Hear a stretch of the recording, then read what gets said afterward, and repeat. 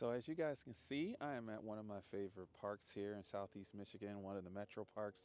This is over by the Nature Center area over in Kensington Metro Park.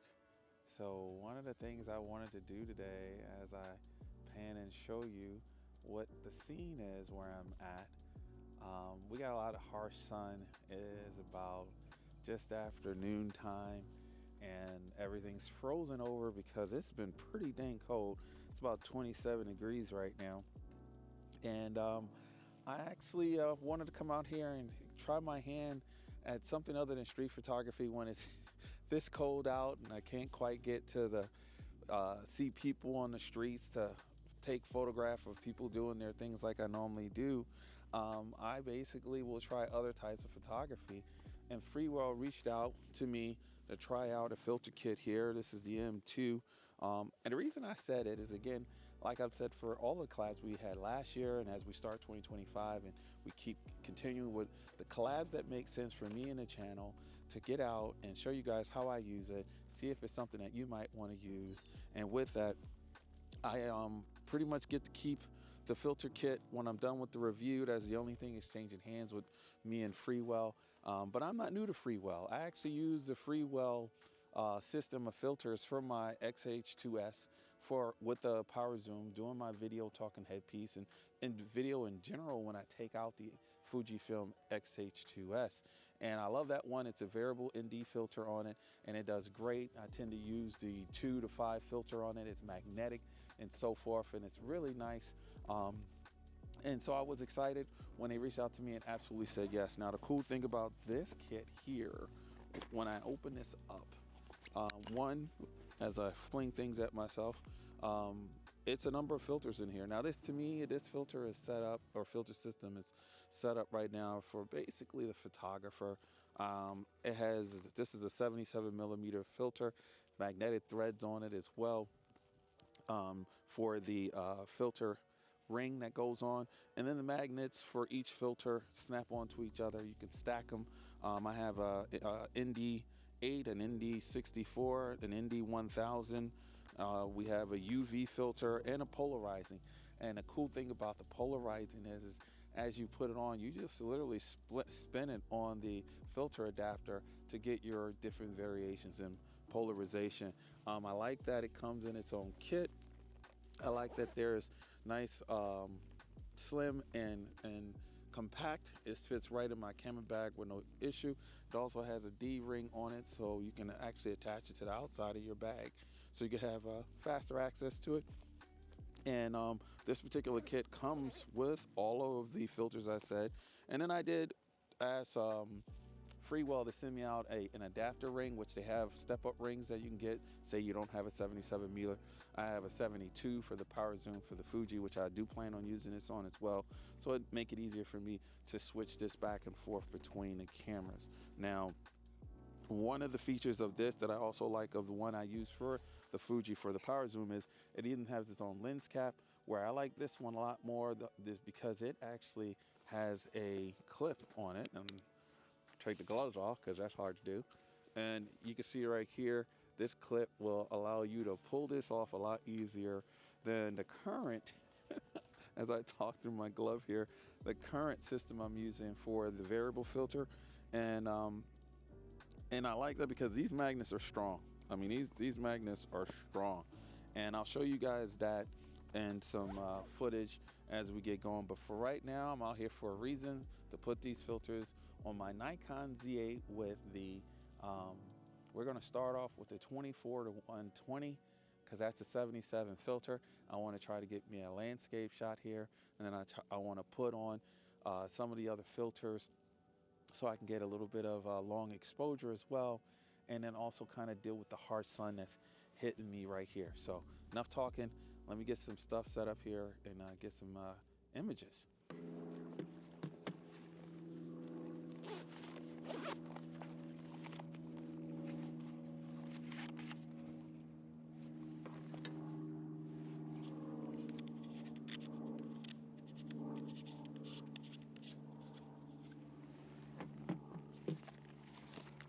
So we're going to start off with the UV filter.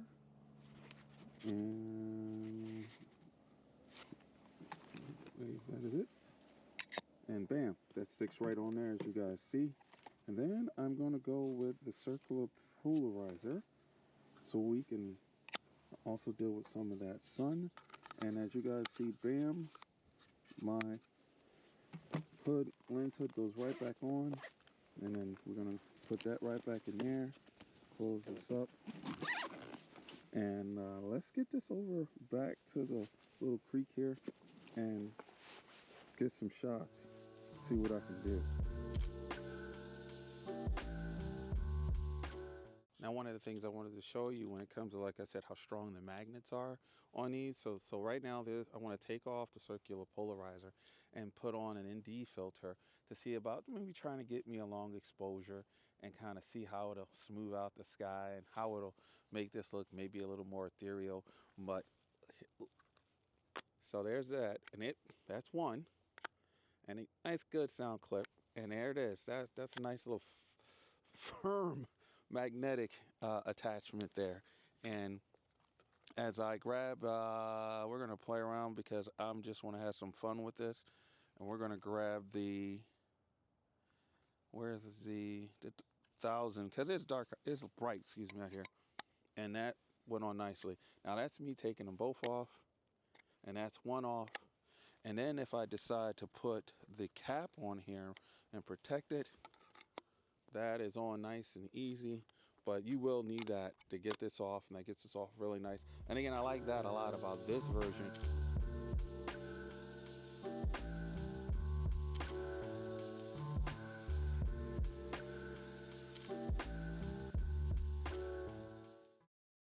So as I've been playing with the filter system, one of the things I wanted to do is stack all of the ND filters on top of each other and work on a long exposure. And one of the things that you will have to consider when you're doing that with circular filters is that you will get a little vignetting or a lot of vignetting depending on how far out the stack goes from the front of the lens. So, you know, when you're dealing with a square filter system, usually, you know, it's outside the width of the lens to where you won't get the vignetting when you stack. So something to consider when you're doing a stack. So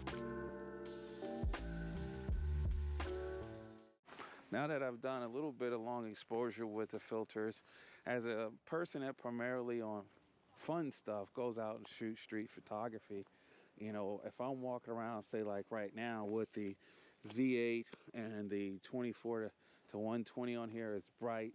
So this being an f4 lens on this camera is no big deal. I'll put the UV filter on here and walk around to add a little bit of protection to the lens and treat it as kind of a, you know, protection for that. Now I know there are going to be some folks that'll say, hey, why would you put a filter over a lens with better glass and coatings? And as you guys saw earlier, I'm clumsy and I drop stuff, so I can definitely see leaving the UV filter on when I'm just walking around like I'm about to do right now, see what I can get, and take some pictures, random pictures of stuff, holding this beast handheld and enjoying the rest of my nice brisk walk through this park. So let's get going.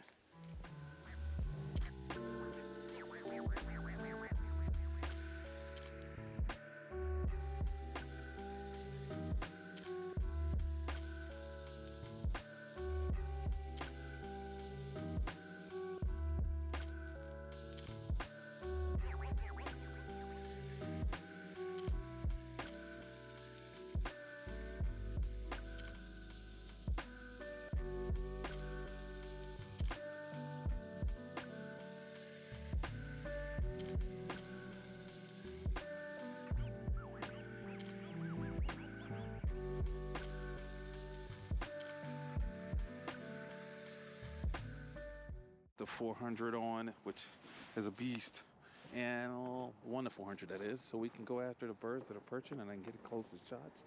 Again with this, I'm just walking around with the UV filter on it and seeing what I can get.